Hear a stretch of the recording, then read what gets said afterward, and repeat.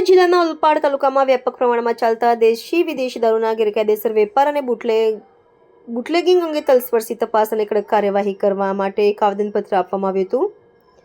સ્થાનિક જાગૃતો દ્વારા કરવામાં આવેલ રજૂઆત મુજબ દક્ષિણ ગુજરાતમાં ખાસ કરીને સુરત જિલ્લાના ઓલપાડ તાલુકાના વ્યાપક પ્રમાણમાં ચાલતા દેશી અને વિદેશી દારૂ તેમજ તાળીના ગેરકાયદેસર વેપાર અને બુટલેગિંગની પ્રવૃત્તિઓ અંગે ધ્યાન દોરવા માંગવા માટે વિસ્તારમાં પ્રવૃત્તિઓને સમાજને ભારે નુકસાન પહોંચાડ્યું છે અને તેના કારણે ગુનાખોરીમાં વધારો થઈ રહ્યો છે.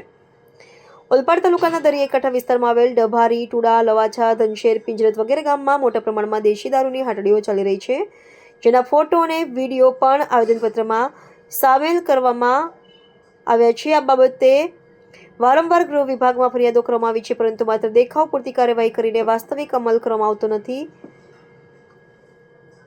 દેશી અને વિદેશી દારૂનું કન્ટેનર, ટેમ્પો, ટ્રકો વગેરે વાહનોમાં જાહેર રસ્તા ઉપર ખુલ્લેઆમ હેરફેર થઈ રહ્યું છે, જે સ્પષ્ટપણે દારૂબંધી કાયદાનું ઉલ્લંઘન છે. ગાંધીનગરથી સ્ટેટ વિજિલન્સની ટીમ ઓલપાડમાં આવીને દરોડા પાડી શકે છે, તો સ્થાનિક પોલીસ કે ખાડા કાન કરે છે. ગુનાખોરી વધારવાનું મુખ્ય કારણ દારૂ છે. ગાંધીના ગુજરાતમાં દારૂબંધીની વાતો કરવામાં આવે છે, પરંતુ જમીની હકીકત તદ્દન વિરુદ્ધ છે, જે ચિંતાજનક છે. આ પ્રવૃત્તિઓને કારણે સમાજમાં વ્યસન, ગુના અને અસ્વસ્થતા વધી રહી છે.